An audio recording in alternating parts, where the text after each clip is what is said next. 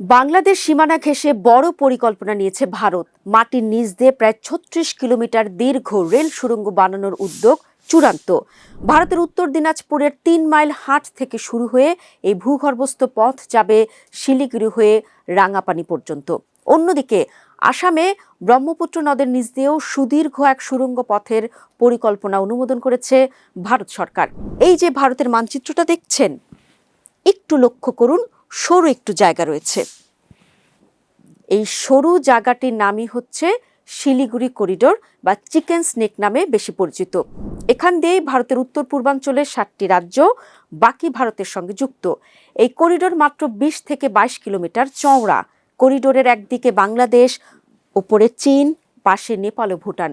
অর্থাৎ ভূরাজনীতি আর দেশটির নিরাপত্তার দিক থেকে জায়গাটি অত্যন্ত স্পর্শকাতর। কারণ এটি বিচ্ছিন্ন হয়ে গেলে উত্তর পূর্ব ভারতের ৭টি রাজ্যের সঙ্গে মূল ভূখণ্ডের স্থল যোগাযোগ বন্ধ হয়ে যেতে পারে।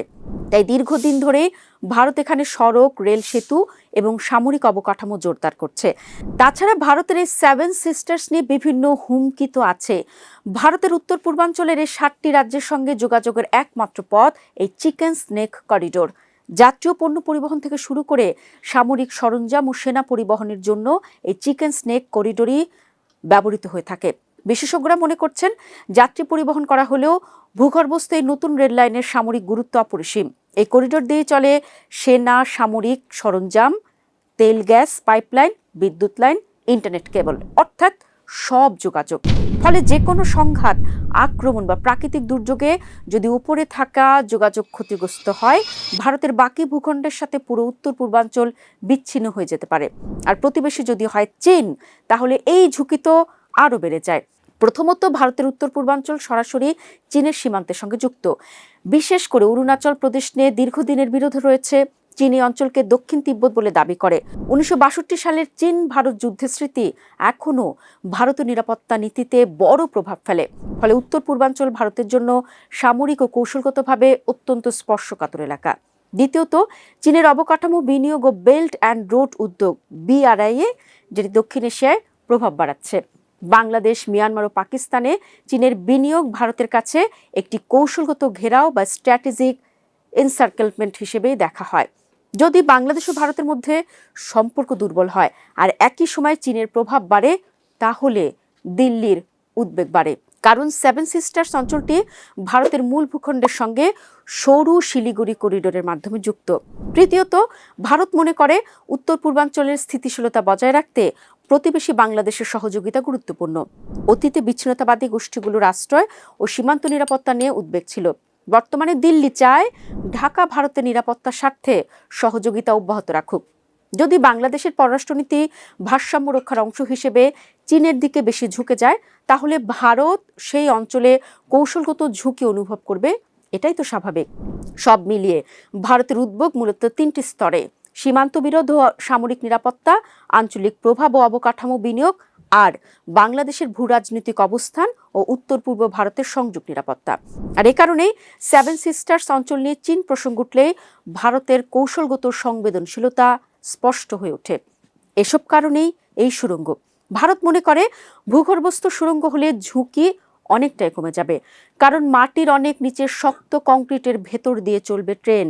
আক্রমণ হলেও যোগাযোগ বন্ধ করা কঠিন হবে। ভারতীয় করিডোর দিয়ে উত্তর পূর্বাঞ্চলের যোগাযোগ শক্তিশালী করতে ভূগর্ভস্থ সুড়ঙ্গ সহ বিভিন্ন অবকাঠামো নির্মাণে জোর দিচ্ছে।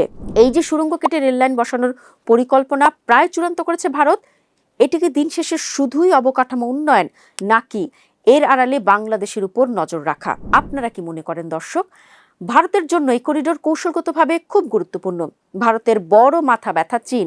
এ কারণে চীন আর বাংলাদেশ দুপক্ষকেই আয়ত্তে রাখতে 7 সিস্টার্স এলাকায় এটাই ভারতের ট্রাম্প কার্ড। এই যে প্রকল্পের কথা বললাম, এটি প্রথম প্রকাশ্যে আনেন ভারতের রেলমন্ত্রী। পরে বিষয়টি নিয়ে সরকারিভাবে আলোচনা হয়। ধারণা করা হচ্ছে চূড়ান্ত অনুমোদন পাওয়া এখন সময়ের ব্যাপার। আগেই যেমন বলা হয়েছে, এ পথে শুধু সেনা নয়, যাত্রীবাহী ট্রেনও চলবে। ফলে উত্তর পূর্বাঞ্চলের সঙ্গে যোগাযোগ আরও দ্রুত নিরাপদ হবে। নিশ্চয়ই জানা আছে, নেপাল, ভুটান আর বাংলাদেশের সঙ্গে আন্তর্জাতিক সীমান্ত রয়েছে এই করিডোরের খুব কাছে। আবার প্রাকৃতিক দুর্যোগ, নিরাপত্তা সংক্রান্ত বাধা বিপত্তিও থাকে। সেদিক থেকে মাটির নিচ দিয়ে রেলপথ অতি গুরুত্বপূর্ণ উঠবে, সুরক্ষিত এবং অদৃশ্য। এই পথ দিয়ে নিরবচ্ছিন্নভাবে সেনা, সামরিক সরঞ্জাম আর প্রাকৃতিক দুর্যোগের সময় ত্রাণ সামগ্রী পাঠানো হবে। যেটি শুরুতেই বলছিলাম, এই পরিকল্পনার সঙ্গে প্রায় একই সময়ে আরেকটি বড় প্রকল্প অনুমোদন দিয়েছে ভারতের মন্ত্রিসভা। সেটি হচ্ছে আসামে ব্রহ্মপুত্র নদের নিচ দিয়ে সুড়ঙ্গ। এই সুড়ঙ্গ হবে প্রায় 16 কিলোমিটার দীর্ঘ, যেখানে পাশাপাশি থাকবে দুটি পথ, একটিতে চলবে ট্রেন, অন্যটিতে গাড়ি। এতে আসামের গোহপুর ও নুমালীগড়ের দূরত্ব অনেক কমে যাবে। বর্তমানে প্রায় 6 ঘন্টার পথ কমে যাবে উল্লেখযোগ্যভাবে। এটিকে বলা হচ্ছে ভারতের প্রথম রেল সড়ক যৌথ ভূগর্ভস্থ সুড়ঙ্গ। এটি বাস্তবায়িত হলে শুধু পরিবহন নয়, আঞ্চলিক অর্থনীতিতেও বড় পরিবর্তন আসতে পারে। এই দুই প্রকল্পে অনুমোদন পেয়েছে প্রধানমন্ত্রী নরেন্দ্র মোদীর নেতৃত্বাধীন মন্ত্রিসভার বৈঠকে। বিশ্লেষকদের মতে বিষয়টি শুধু উন্নয়ন নয়, বরং একটি দীর্ঘমেয়াদী কৌশল। কারণ আজকের বিশ্বে অবকাঠামো মানেই শুধু রাস্তা বা রেল নয়, সেটি জাতীয় নিরাপত্তারও অংশ।